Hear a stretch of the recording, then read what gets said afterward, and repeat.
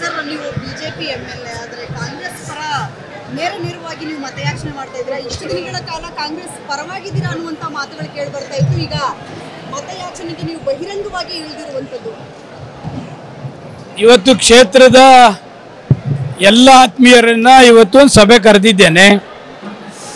ಸಭೆ ಕರೆದು ಅವರಿಗೆ ಇದುವರೆಗೂ ನಡೆದಂಥ ಮಾಹಿತಿಯನ್ನು ಕೊಟ್ಟಿದ್ದೇನೆ.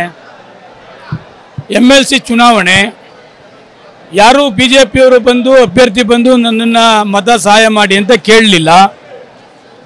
ಲೋಕಸಭಾ ಅಭ್ಯರ್ಥಿ ಘೋಷಣೆ ಆಗಿದೆ. 7-8 ಸಾರಿ ನನ್ನ ಕ್ಷೇತ್ರಕ್ಕೆ ಬಂದಿದ್ದಾರೆ. ನನ್ನನ್ನು ಬಂದು ಅಪ್ರೋಚ್ ಮಾಡೋದಲ್ಲಿ ನಂಗೆ ಸಪೋರ್ಟ್ ಮಾಡಿ ಅಂತಕ್ಕಂಥದ್ದಲ್ಲಿ ಇದುವರೆಗೂ ಕೇಳಲಿಲ್ಲ. ಕೇಳಿದ ಮೇಲೆ ನಾನೇನು ಮಾಡಬೇಕು? ಕ್ಷೇತ್ರದ ಎಲ್ಲರೂ ಸಭೆ ಕರೆದು ಮಾತಾಡಿದ್ದೇನೆ. ಅವ್ರು ಯಾರೂ ಕೂಡ ನನ್ನ ಅಪ್ರೋಚ್ ಮಾಡಲಿಲ್ಲ. ಸ್ವಾಭಿಮಾನ ಧಕ್ಕೆ ಆಗ್ತದೆ.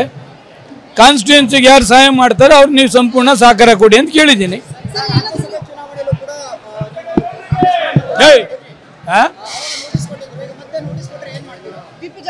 ಏನಾದರೂ ಕೊಡ್ಲಿರಿ, ಅವ್ರ ಕೈಯಲ್ಲಿ ಏನು ಮಾಡೋಕ್ಕಾಯ್ತದೆ ಮಾಡಲಿ. ನಾನು ಯಾಕೆ ಸೇರಲಿ ಮೇಡಮ್? ಸೇರೋ ನೆಸೆಸಿಟಿ ಇಲ್ಲ. ಸರ್, ನೀವು ಬಿಜೆಪಿ ಎಂಎಲ್ಎ ಆದರೆ ಕಾಂಗ್ರೆಸ್ ಪರ ನೇರವಾಗಿ ನೀವು ಮತಯಾಚನೆ ಮಾಡ್ತಾ ಇದ್ದೀರಾ. ಇಷ್ಟು ದಿನಗಳ ಕಾಲ ಕಾಂಗ್ರೆಸ್ ಪರವಾಗಿದ್ದೀರಾ ಅನ್ನುವಂಥ ಮಾತುಗಳು ಕೇಳಿ ಬರ್ತಾ ಇತ್ತು. ಈಗ ಮತಯಾಚನೆಗೆ ನೀವು ಬಹಿರಂಗವಾಗಿ ಇಳಿದಿರುವಂಥದ್ದು.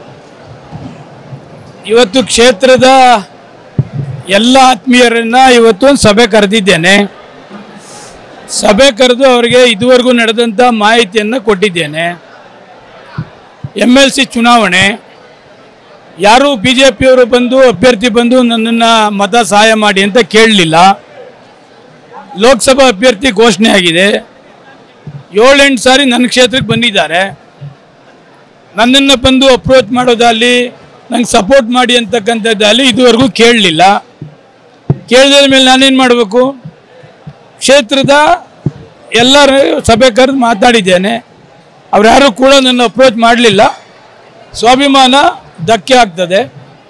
ಕಾನ್ಸ್ಟಿಟ್ಯೂನ್ಸಿಗೆ ಯಾರು ಸಹಾಯ ಮಾಡ್ತಾರೆ ಅವ್ರು ನೀವು ಸಂಪೂರ್ಣ ಸಹಕಾರ ಕೊಡಿ ಅಂತ ಕೇಳಿದ್ದೀನಿ.